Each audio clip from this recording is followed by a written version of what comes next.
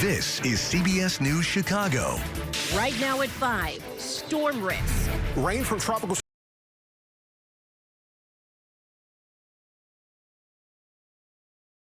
100 people shot in Chicago over the holiday weekend. This is enough. It's enough. We're asking, does the city's anti-violence plan need to change? Tens of thousands coming to Chicago for the Democratic National Convention, and the city is banking on a big money boost, but it's not from the politicians. Good afternoon. I'm Irika Sargent. Great to have you with us. I'm Joe Dolon. We begin here at 5 with your first alert weather. A few pop-up storms on the radar right now, but a lot more is on the way, and it's all coming from what's left of Hurricane Beryl. Chief Meteorologist Albert Ramon is in the Weather Center tracking the risk of heavy rain for us, Albert. So this was a Cat 1 hurricane early this morning moving along the middle Texas coast. It is now beginning to push some of that moisture into southern areas of Illinois, and all that moisture is headed our direction. So right now it's a tropical storm in East Texas. Notice, though, that moisture moving as far north as St. Louis and southern areas of Illinois. And as we head into tomorrow mid-morning, some of that moisture begins to move into our area, especially south of I-80 tomorrow morning, and then it reaches Chicago as we head into tomorrow afternoon. Now, it's tomorrow night and into Wednesday morning that some of this rain could be heavy. We're talking about multiple inches of rainfall towards the east. So we'll keep a chance, it's a small chance, for a pop-up shower for the remainder of the evening. Back with an in-depth look at that rain headed this way, all associated with Beryl, coming up in your full forecast. All right, Albert, thank you.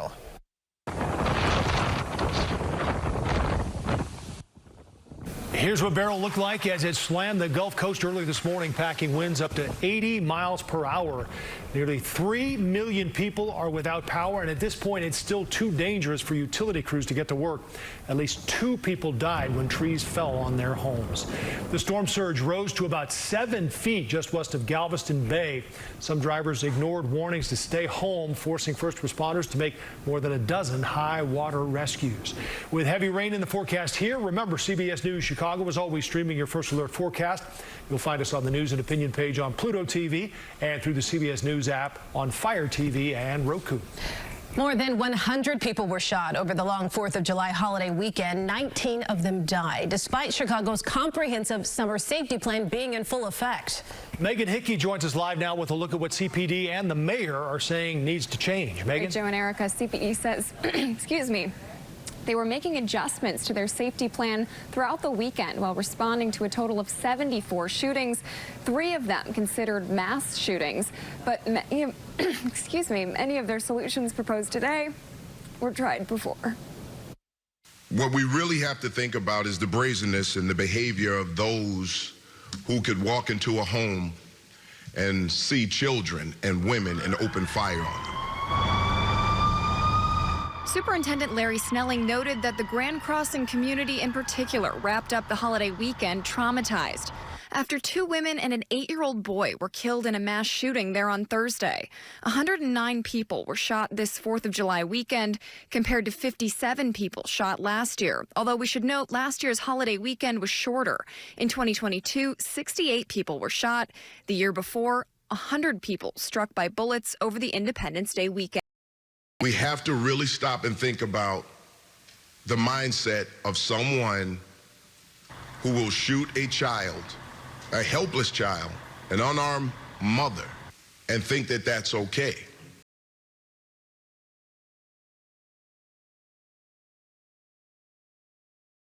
This is enough. It's enough. Mayor Brandon Johnson, who acknowledged that he was out of town on July 4th but returned for a community rally the next day, repeated his calls for federal resources to be brought in. Remember the mass shooting that happened in Highland Park and all the services that they got? That's what we're asking for.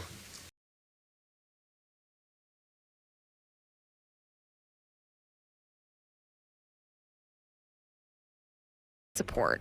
Chicago police announced that they'd be hosting an emergency assistance center tomorrow at Fosco Park for any victims of violence. Any type of violence, including domestic violence. We've covered similar pop-ups in the past that unfortunately haven't been very well attended. While it was not mentioned in today's briefing, but seems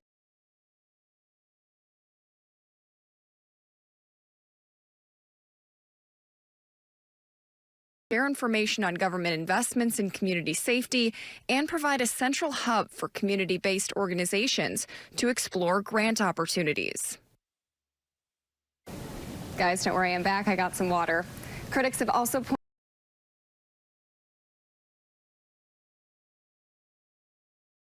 efforts. We're digging into that question coming up tonight at 6. In the newsroom, Megan Hickey, CBS News Chicago, investigators. All right, Megan, thank you, and glad to know you're doing well. A teenager is dead and another is recovering after they were shot in Chicago's Chatham neighborhood. Police say just before midnight, an 18-year-old and a 16-year-old got into an argument with someone on the street near 89th and Langley. That person pulled out a gun and shot them. The 18-year-old was hit twice in the chest and died at the hospital. The 16-year-old was shot in the legs.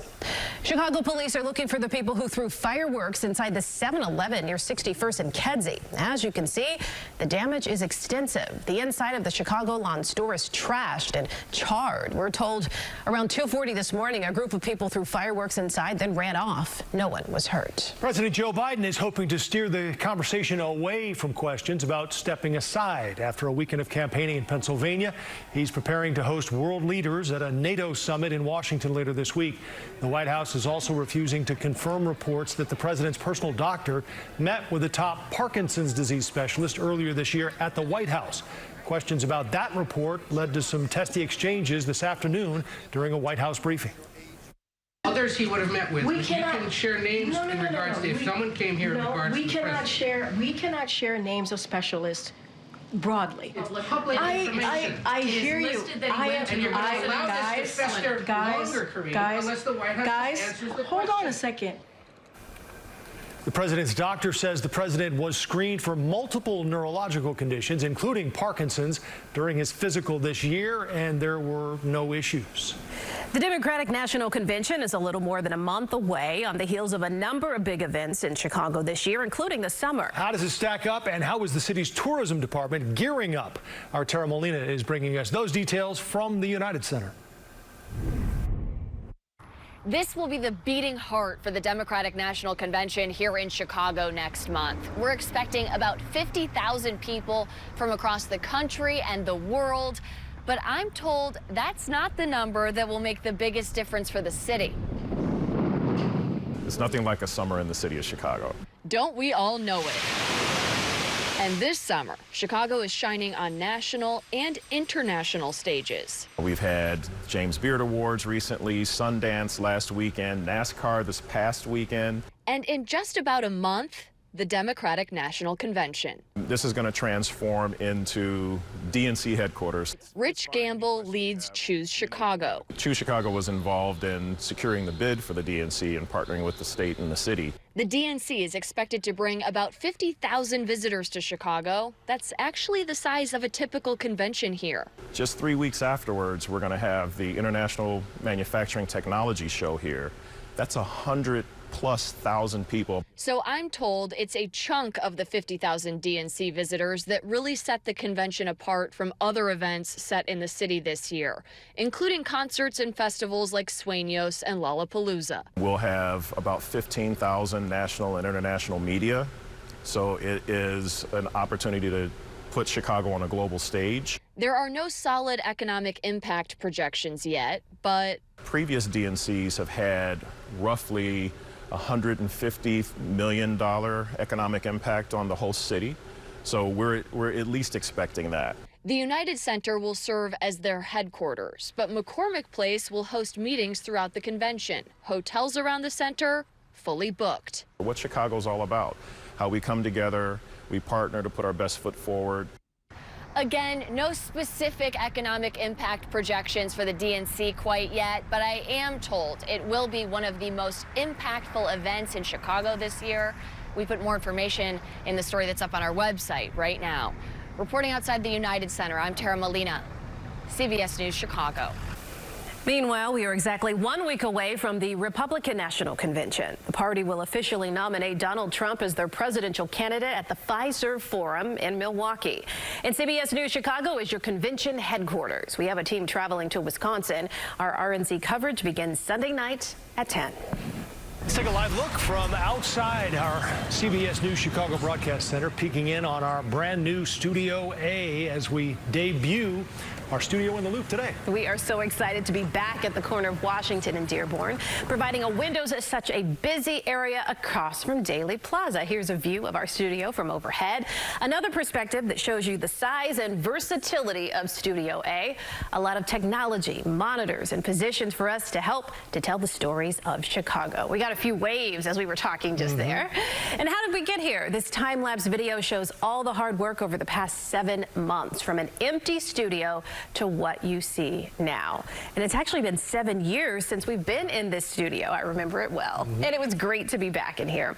You're welcome to stop by and wave, catch a peek anytime. And chat. Sort of. That's right. We have the microphone so we can talk to you on the street. I think a lot of people now are just passing by and looking in to see what it all is. Yeah. So it's great to see. Our view is great too, because we get to see Daley Plaza and all the cars and buses and people passing by. It gives a great energy to be able to see out too. Look forward to seeing you here in Dearborn and Washington. So piece by piece, NASCAR Chicago is being torn down as the street race zooms out of Chicago, while some local businesses are now taking a victory lap. More than 24 dogs rescued from a puppy mill 800 miles away. They're now in Chicago and will soon be looking for their forever homes.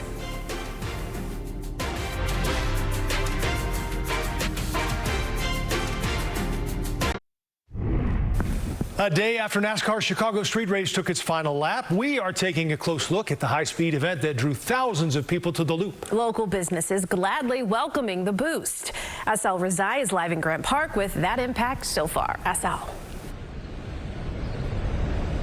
Yeah, Joe, Irika, while the grandstands weren't necessarily sold out, the street race did help surrounding businesses, both locals and tourists, helping pedestrian numbers in the Loop get back to pre-pandemic levels. 2 days of speed paired with mostly perfect weather left everyone involved with the street race happy with this year's turnout. We feel great. I mean, downtown was alive. Chicago Loop Alliance helping fill Butler Field.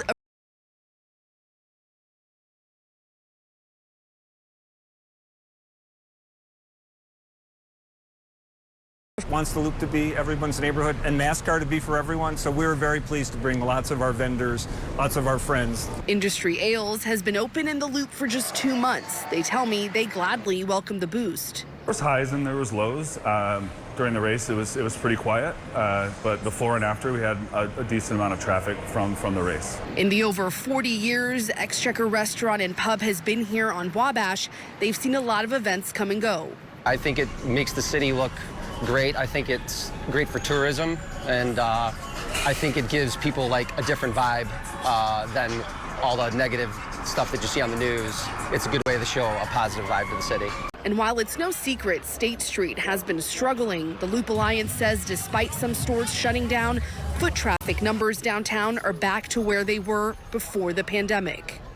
Something like NASCAR really brings people back, and they remember how great their city was, and they'll come back for more. So long as it's a positive experience, people come back. And while some street closures will remain in effect until July 18th, teardown is underway right now. The grandstands actually being taken apart over my shoulder there in the distance. Street reopenings will be happening in phases here. We'll do it all again next summer when NASCAR returns for year 3. Live at Grant Park, I'm Asal Razai, CBS News Chicago. Asal, thank you. More than 24 dogs were rescued from a puppy mill in Oklahoma and brought here to the Chicago area. They arrived on a plane. Take a look at these adorable faces inside these cages. The Humane Society rescued about 250 animals. Some were pregnant, others had health issues. Dozens of them were sent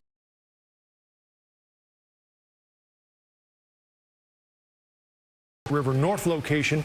Anderson Animal Shelter in South Elgin took in 18 dogs.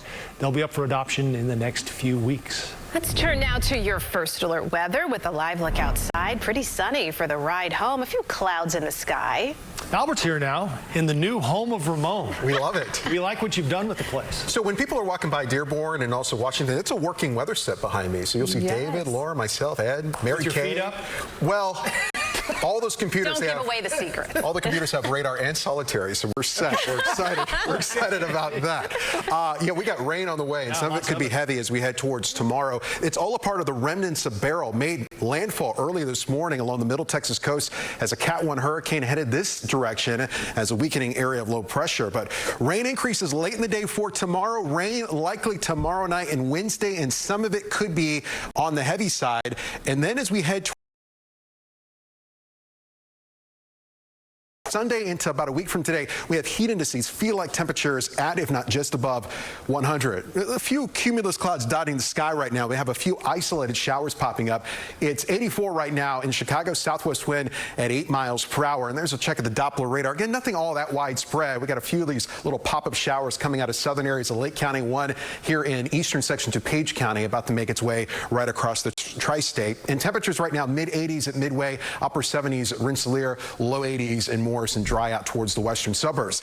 All right, let's talk about the rain that's on the way. This is Tropical Storm Beryl right now in East Texas, 45-mile-per-hour winds, moisture reaching well to the north of Texas, beginning to increase right now in St. Louis. So this little tongue of moisture associated with Beryl, and that is what's headed our direction. The hour-by-hour forecast starts to inch a little bit of moisture into our southern counties, south of I-80 by tomorrow morning. I think it's going to be more in the afternoon and evening time that we'll start to see that moisture increase here in Chicago. So that's 4 o'clock, showing some light rain in Chicago, some moderate pockets down here towards the south. And then it's after sunset tomorrow through early Wednesday. That's when we have some widespread rainfall, and some of it could be heavy. That's a check at 2 a.m. on Wednesday morning, and even some heavy downpours possible for the first half of the Wednesday morning commute. Overall, we think the best opportunity of the real heavy rainfall, it's going to be to the south and southeast of Chicago. This is just one of many models we keep an eye on, but this is showing the potential for maybe as much as 4 inches of rainfall in parts of northwest Indiana. So there is a flash flood threat. It's not widespread. Again, it's mainly from the city to the Kankakee River Valley into northwest Indiana. Overall, better opportunity for flooding rains will be to the east and south of our area. Mostly cloudy and 69 degrees for tonight. We can't rule out a little stray shower like we have right now on the Doppler radar. And then building rain chances, especially as we head into late in the day on Tuesday. It's Tuesday night to Wednesday. That's when we have the window of some heavy rainfall, especially south and southeast of the city. It's 79 degrees on Wednesday, a lingering shower at 80. Friday, we're in the 90s this weekend into early next week, but feel like temperatures by late in the weekend, how about that? 100+ degrees. It's going to feel like summer in a big way in just about 5 days. On its way back up. Albert, thank you. Coming up on CBS News Chicago at 6, an Illinois congressman responds to protesters with bullhorns showing up at his Highland Park home in the middle of the night. I haven't been able to say this in a long time, but Ryan Baker joins us now with sports. We are reunited, Ryan. It's been a while. About 5 years to be exact. I was hanging out on the morning news doing that, but now I'm back on the dark side, the night side, what do we call it? Yeah. Back with my friends. Yeah, it's good to have you. Got the band back together. It's great to be here, and let's have some fun. Yeah. Love these new digs. How about that? Yeah, not too bad, right? NASCAR's behind us, but now we have to try to find a bright spot or two with the White Sox, and we can. You sure about that? Well, I know you will. I have one tonight. To say there hasn't been a whole lot to get excited about on the South Side this season is a massive understatement.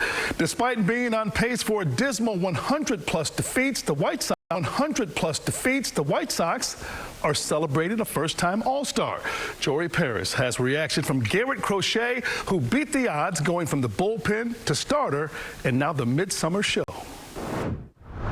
Ryan, as you can imagine, Garrett Crochet's phone has not been quiet since being named in spring training. I didn't necessarily expect this to, my first year starting to go this way, but, you know, I'm really happy with where I'm at. You know, my confidence is in a good place. I feel really good with my stuff, and most importantly, feeling good. This is an indication for the game, everybody in the game, to take note on what makeup is all about.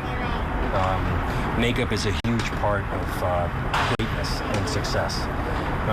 You can have all the tools in the world, but you got to have good makeup. Major League Baseball strikeouts leader says he is aware of trade rumors, but is simply staying focused on helping this team. Pedro Grifol adding all 30 teams want a Garrett Crochet, including the Sox, who open a 3-game set with the Twins here tonight. At Guaranteed Rate Field, Jory Paris, CBS News, Chicago.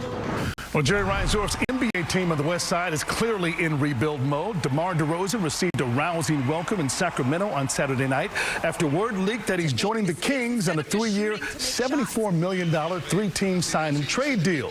The Bulls are reportedly getting guard Chris Duarte, 2 second-round picks, and cash in return. Debo was nothing but professional and productive in his 3 seasons with the Bulls, but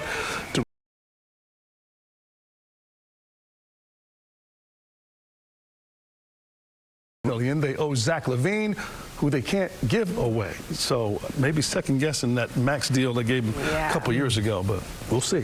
Thanks, Ryan. Thank you. Coming up tonight on CBS News Chicago at 10, the new cyber attack targeting iPhone users. It starts as a text message that appears to come from Apple. At 10, what the criminals are after and how to protect yourself. Well, after entertaining crowds downtown for the NASCAR street race, country star Keith Urban is staying in Chicago and heading uptown. It's gonna be Crowds who enjoyed the great show at Grant Park can get a second shot at Keith Urban tonight at Carol's Pub. Both the bar and Urban made the surprise announcement on social media this morning. Doors open. Not a big chance of rain now through the remainder of the night, but a spotty shower possible. There's one crossing the tri-state into western sections of Cook County right now. 69 degrees for the low temperature. We'll start off.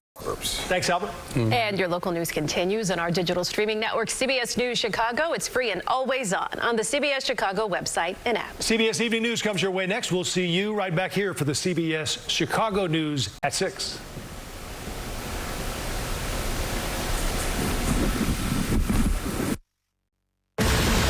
Beryl knocks out power to nearly 3 million Americans as the storm makes landfall.